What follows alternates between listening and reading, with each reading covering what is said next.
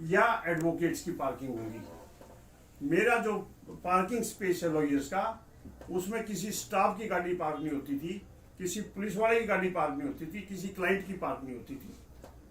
आज ये पोजीशंस नहीं है।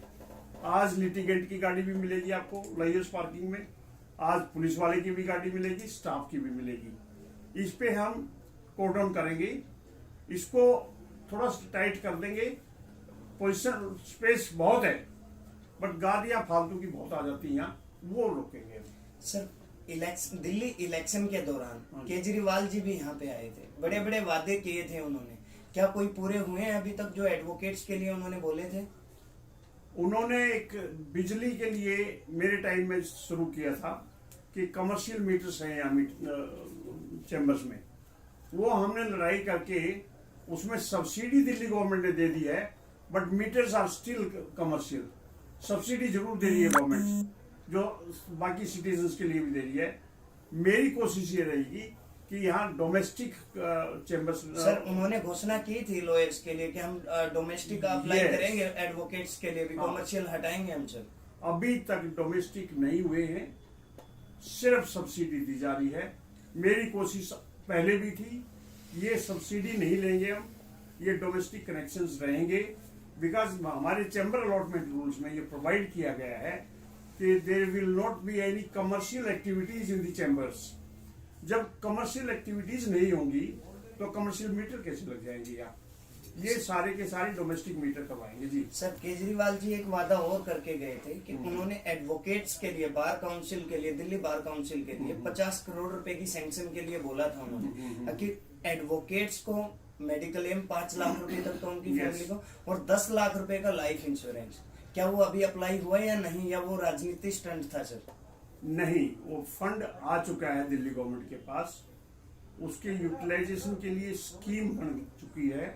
उसमें थोड़ा सा लेकुना ये है कि लास्ट में इन्होंने ये लगा दिया कि दिल्ली में उसका वोटिंग राइट हो जाएगा, तब जाके उसको रिलीज किया जाएगा। उस पर लड़ाई है अभी बार काउंसिल की और हमारी ज्वाइंट लड़ाई है। आपका कहना है कि जो दिल्ली का वोटर नहीं है और यहाँ पे वो प्रैक्टिस कर रहे हैं तो उनको वो बेनिफिट नहीं मिलेंगे?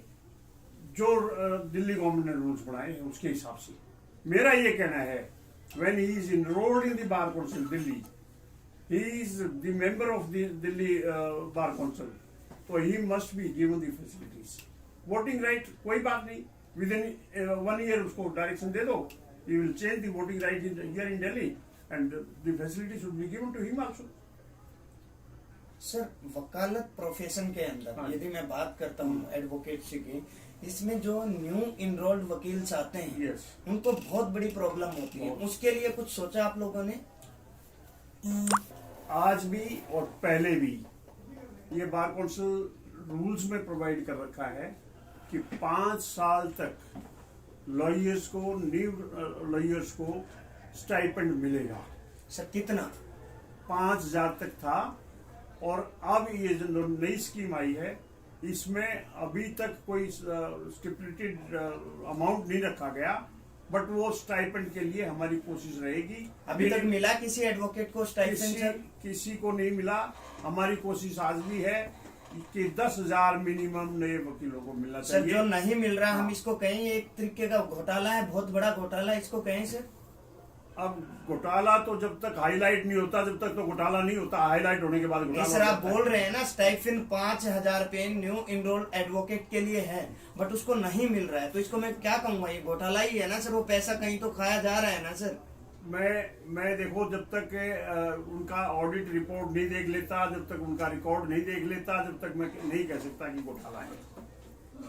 सर फिर आप जूनियर्स के लिए क्या कर रहे हैं सर? आपकी सारी लाइफ वकालत में निकल गई, आपके बहुत सारे जूनियर्स होंगे, आप क्या कर रहे हैं उनके लिए? इसीलिए तो 50 करोड़ आया है, उनके लिए इम्प्लीमेंट करवाएंगे आपकी बात स्कीम। ये 50 करोड़ लड़के जो लिया है उनके लिए इम्प्लीमेंट कम से कम 10,000 रुपीज पर मंथ नए लॉयर्स के लिए होगा। सर यहाँ पे सिटिंग अरेंजमेंट के लिए क्या सोचा आपने? एडवोकेट्स के लिए, चैम्बर्स के लिए कुछ आपने सोचा? ये सबसे बड़ा इश्यू रहा है एडवोकेट्स के लिए चैम्बर का। यदि चैम्बर नहीं है तो वकालत नहीं है, ऐसा सुनने को आता है सर। यदि उनके पास चैम्बर नहीं है तो अपनी प्रैक्टिस कैसे करेंगे, वो अपने क्लाइंट को कैसे मैनेज करेंगे, कहाँ पे वो ड्राफ्टिंग करेंगे सर? ये कुछ जजमेंट भी हैं बार काउंसिल रूल्स में भी ये है कि जैसे एडवोकेट एनरोलमेंट होकर आता है, he must be given a specified space to deal with his client. यहाँ पे रोहिणी में खासकर यहाँ पे हमारे पास 5 बार रूम है इस बिल्डिंग में, तो जिसमें ज़्यादा से ज़्यादा 20 एडवोकेट बैठ सकते हैं, they can deal with their clients. हमारे पास 3 बार रूम थे मेन कोर्ट बिल्डिंग में।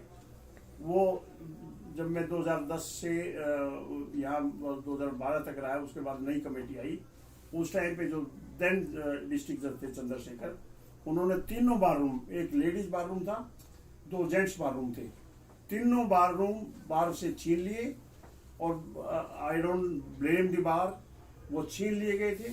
उसके बाद मैंने पिछले मैनिफेस्टो में मैंने ये कह के चला था कि भी एक बाथरूम कोर्ट बिल्डिंग में बनवाऊंगा, 16 नंबर उसी की देन है। मैंने पिछले टर्म में लड़ाई करके जजों से कह के 16 नंबर खाली करवाया और उसमें बाथरूम दिलवाया मैंने।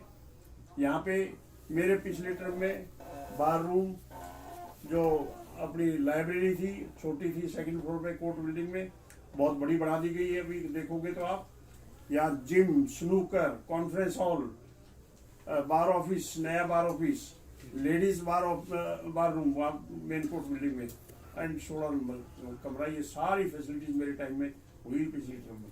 सर आपकी एज अराउंड 65 या 70 होगी। सर आपको किसी नए चेहरे को लेके आना चाहिए। क्या ये मैं इसको राजनीतिक स्टंट मानूं या फिर ये आपका पैशन है, आपको किसी को और को चेहरे को नहीं साथ देना चाहिए? हाँ, मेरा पैशन है वकीलों की सेवा करना, और ये पैशन चाहे मैं बार ऑफिस में रहूं चाहे ना रहूं, ये पैशन रहेगा। So far I am here as a lawyer. Sir आपकी बार वकील आपको वोट क्यों दें, आपको क्यों प्रेसिडेंट चुने, आपके क्या मुद्दे होंगे जिसके ऊपर आप वोट मांग रहे हैं कि वो आपको वोट दें और दोबारा तीसरी बार आपको प्रेसिडेंट बनाएं यहाँ पे? एक ही एजेंडा है मेरा, लॉयर्स वेलफेयर।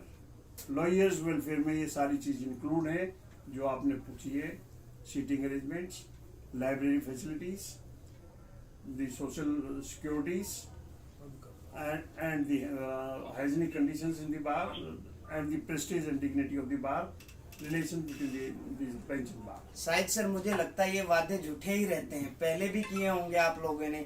हाउसिंग का जो मुद्दा था वो भी पहले था, पार्किंग का मुद्दा था वो भी ऐसे ही था, यदि मैं चैम्बर्स की बात करूँ वो भी ऐसे ही था। इसको लेके आप क्या कहेंगे?